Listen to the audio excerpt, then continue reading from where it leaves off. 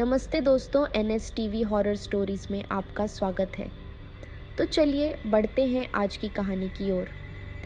एक अंधेरी गुफा में एक तांत्रिक आत्मा को वश में करने की कोशिश में लगा हुआ था। सामने अग्निकुंड में आहुतियाँ दी जा रही थीं। तांत्रिक ज़ोर ज़ोर से मंत्रों का उच्चारण कर रहा था। बाहर का मौसम बहुत खराब था। आंधी, तूफान जैसे सब कुछ तबाह करने के लिए अपना जोर दिखा रहे थे। इधर तांत्रिक अग्निकुंड के चारों ओर जल्दी जल्दी लकड़ी के ढेर लगा देता है ताकि बाहर की आंधी अग्निकुंड को बुझा न दे। फिर वह अपनी जगह पर आकर बैठ जाता है। उसे यह सब करते हुए लगभग 3 घंटे बीत जाते हैं। अब उसे केवल आखिरी 21 आहुतियाँ डालनी थीं। वह बहुत सावधानी से मंत्र बोलता और सही समय पर आहुतियाँ देता। तभी उसे गुफा के दरवाजे पर सफ़ेद साड़ी और लंबे बालों वाली एक महिला दिखाई देती है। उसका चेहरा इतना भयानक था कि एक बार तांत्रिक भी डर गया। हर आहुति के साथ वह तड़प उठती थी। धीरे धीरे जैसे वह तांत्रिक के वश में जा रही थी, वह उसके सामने आकर बैठ जाती है। चुड़ैल, मुझे जाने दे। क्या चाहता है मुझसे? तांत्रिक बिना कुछ बोले आहुतियाँ देता रहता है। उसे अपनी आखिरी आहुति का इंतज़ार था। वह ध्यान भटकाना नहीं चाहता था। इधर चुड़ैल अपने उग्र रूप में आने लगती है, जैसे आहुति की मार उसे पड़ रही हो। 21वीं आहुति के साथ ही तांत्रिक उठकर खड़ा हो जाता है। चुड़ैल का गुस्सा भी कम हो जाता है। तांत्रिक, अब तू मेरे वश में है। जा, आज के बाद जब भी मुझे तेरी ज़रूरत हो, आ जाना मेरी शक्ति बनकर। चुड़ैल बिना कुछ बोले गुफा से बाहर निकल जाती है। तांत्रिक, आज के लिए इतना काफ़ी है। अब यह मेरे वश में है, मुझे अपना अगला कदम उठाना चाहिए।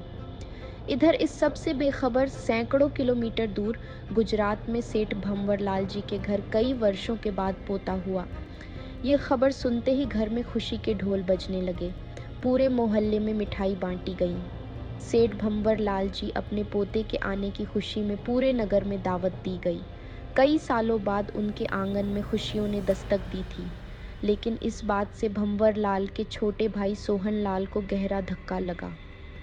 भंवरलाल का इकलौता बेटा गजेंद्र एक सड़क दुर्घटना में मारा गया। उसकी पत्नी मीरा उस समय गर्भवती थी। कहने वाले कहते हैं कि सोहनलाल ने जायदाद के लालच में अपने भतीजे का एक्सीडेंट करवा दिया। सोहनलाल बच्चे से पीछा छुड़ाने की तरकीब सोचने लगे। उसने उसी रात अपने भरोसे के आदमी को रवाना किया, जो तांत्रिक के पास पहुंचा। नौकर, सेठ सोहनलाल ने उस बच्चे को खत्म करने के लिए कहा है। तांत्रिक, काम हो जाएगा, बस ये बता पैसा कितना मिलेगा। आदमी, मुंह मांगा पैसा मिलेगा, बोल कितना चाहिए। फिलहाल यह 5 लाख रख। तांत्रिक, अब जा, मुझे पूजा करनी है। अपने मालिक से कह देना कि पैसे तैयार रखे, जल्द उसे अच्छी खबर मिलेगी। तांत्रिक पूजा करके चुड़ैल को बच्चे को खत्म करने का काम सौंपता है। चुड़ैल रात को सेठ भंवरलाल की हवेली के बाहर पहुंच जाती है। जब रात को सब सो रहे होते हैं तो वह बच्चे को मारने जाती है। बच्चे को मारने के लिए जैसे ही वह अपने बड़े बड़े नाखूनों वाले हाथ बच्चे के गले तक ले जाती है तो चौंक जाती है, जैसे वह नींद से जाग जाती है। यह तो उसका अपना बच्चा है। उसे याद आता है कि एक आदमी कार से जा रहा था। किसी ने उसे गोली मारी, जिससे उसका बैलेंस बिगड़ गया और कार सामने से गोदी में बच्चे को लिए महिला को टक्कर मारती है, फिर गहरी खाई में गिर जाती है। गाड़ी में भंवरलाल का बेटा गजेंद्र था। चुड़ैल, यह तो मेरा बेटा है, मैं इसे कोई नुकसान नहीं पहुंचने दूंगी। आज से मैं अपने बेटे की रक्षा करूंगी। अगले पल वह तांत्रिक के सामने होती है।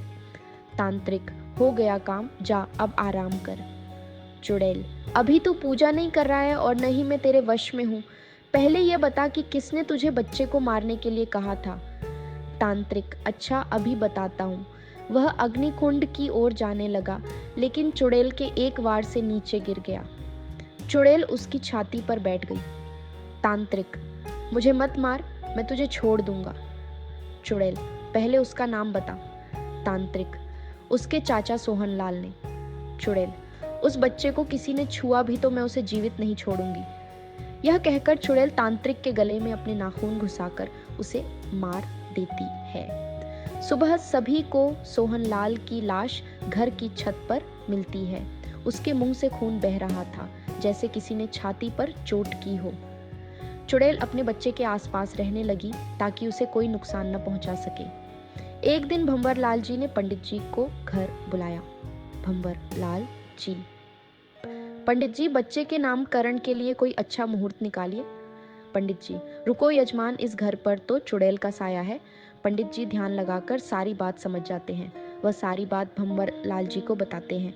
भंवर लाल जी, पंडित जी, इस सब से पीछा छुड़वाइए। पंडित जी, कल अमावस्या की रात है, मेरे घर आना, वहीं पूजा करेंगे, लेकिन अकेले आना। अगले दिन पंडित जी पूजा कर चुड़ैल को वहां आने के लिए विवश कर देते हैं। चुड़ैल, मुझे छोड़ दे पंडित, उस तांत्रिक को भी मैंने मार दिया। पंडित, मैं भगवान का भक्त हूँ, उनकी मर्जी के आगे सारी शक्तियाँ नाकाम हो जाती हैं, तू यहाँ से चली जा। चुड़ैल, नहीं, मैं अपने बच्चे को बचाने आई हूँ। पंडित, जिससे उसे खतरा था वह मर गया, तू जा, मैं तेरी मुक्ति के लिए यज्ञ करता हूँ। पंडित जी के यज्ञ से चुड़ैल को मुक्ति मिल जाती है। उसका बच्चा ठीक से पलने लगता है। भंवर लाल जी के घर में खुशियाँ वापस आ जाती हैं। इस कहानी में बस इतना ही। अगली कहानी के साथ मिलते हैं। अगर आपको वीडियो पसंद आया हो तो वीडियो को लाइक और चैनल को सब्सक्राइब करना न भूलें। धन्यवाद।